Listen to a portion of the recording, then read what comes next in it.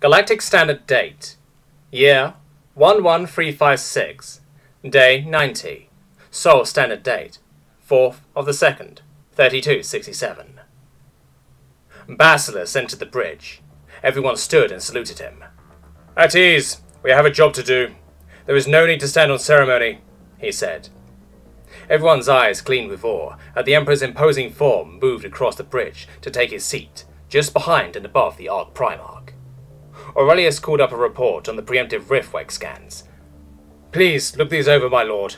There was a slight inconsistency with the rift. We have seen Azarian warlord rifts before, but this seems to be a bit more, he said. Basilisk began his examination of the rift. This rift has several within it. That's why you are seeing inconsistencies, he said, or zooming in on a specific part of the rift. If you look here, Aurelius, you can see that they are stacked on top of one another by the variations in the shades of Veilfire, he said. Aurelius took a look at where Basilisk was pointing, and whistled. I can barely make out 2 or 3 different shades of it. I hadn't noticed at all before you pointed it out earlier. Can you feel them yet? He asked. Basilisk shrugged. I can faintly feel it now. They have begun their incantations and will be upon us within a few minutes. What of those 2 unknowns? How close are they? I do not wish to get this galactic combat caught in our war if I can help it, he said. Aurelius looked up the requested information. They are still about 2 hours out at their current speeds. What do you wish to do, my lord? He asked.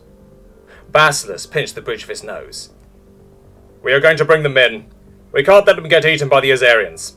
Since we do not have an entangled portal on hand, I will have to do it, he said. Aurelius's eyes shot wide open. You are going to spend your precious veil power on saving some unknown alien species?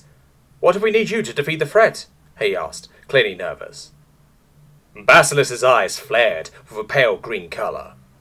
You would have me consign innocents to death? There is a reason that I am the Emperor, Aurelius. The Emperor protects his people, correct? What did I gain this power for if not to protect? Furthermore, do you really doubt my power so? He yelled. Aurelius had frozen in terror. I do not know, sire. I just worry that we will lose you. What will become of humanity without you? You are our superhero. Nobody else has ever come back from the Veil aside from you, and many have tried. Nobody will ever match you, my lord, he yelled, as he dropped into a kneel. Humanity will be finished if you are lost. We are not powerful enough to force the gods to bear witness to us. You are, he said solemnly. Basilisk's eyes dropped from their pale green to a dark brown. Raise your head, Aurelius. I know you don't mean wrong by it, but I cannot condone your willingness to sacrifice innocence for my sake. I am going, and I am going now. It isn't much power to create 2 rifts anyways.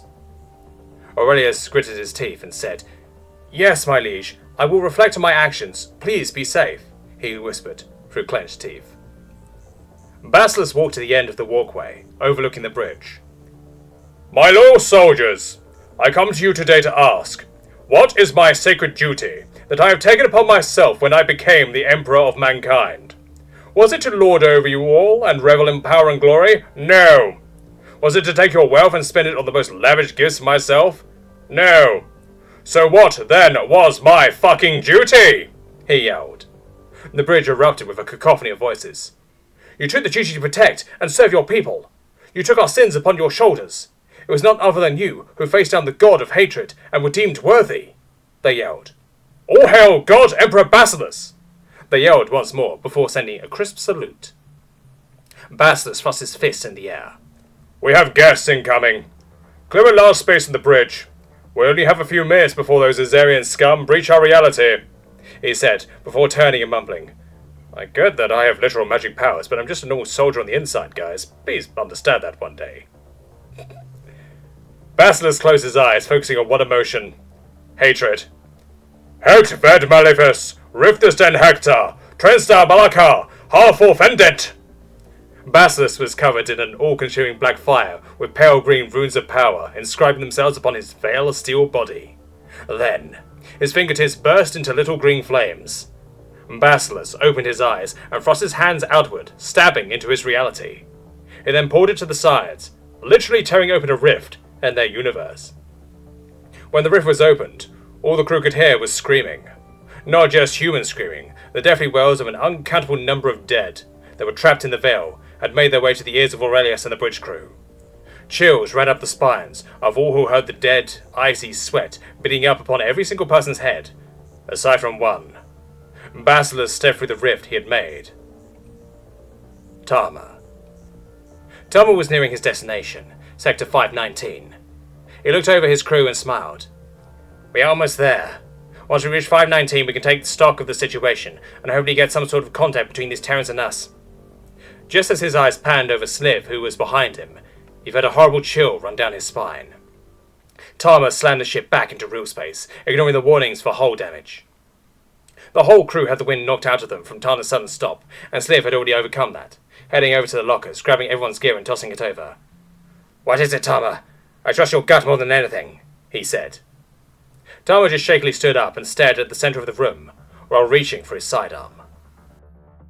Sliv tossed handguns to the two newbies, and took a heavy las blade that he could attach to his tail, before tossing a heavy kinetic shotgun to Tama. Sliv then followed Tama's eyeline to the centre of the room, wondering what could be there. Suddenly, 10 pale green flames appeared out of thin air, and the whole crew could feel the chills. Alina took a panicked shot at the centre of the flames, only for the shot to hit the back wall. The whole crew watched in horror as the flames slowly spread apart, and then a tear formed in mid-air. The tear then turned into a full-on hole. What they saw beyond the tear in their universe was an absolutely titanic god. They could see his eyes burning with the same green fire that his fingers were. All along his body were runic symbols and pale green fire from a language that none of them knew, but all of them understood. Then they made out the black fire that surrounded his body, along with a blackish blood dripping from gigantic spikes into the green abyss behind and below him. The whole crew started shooting. Sliv whipped the las blade at the figure in the midst of the fire. Every single thing just seemed to bounce off of him, aside from the las blade, that had cut his face, which was slowly resealing. With the lack of gunfire, they all heard it, the dead beckoning to them from beyond the breach. Alania fainted, and Saren had begun to cry. The figure slowly put his gigantic arm through the hole, and held his hand palm up. Then it pointed to each individual on Tama's ship, before pointing at his own hand. I am not going to hurt you. I apologize for scaring you, but there was no time. If you do not come with me, you will die. The veil will not claim your soul so long as you are with me. After all, I have the blessing of... Tama and Sliv watched as he said the name of whom had given him a blessing, but no words came out. Only what could be described as some sort of unholy static. Tama nodded and moved to pick up Alania, while Sliv led Saren into death's cold embrace. They hadn't a choice, after all.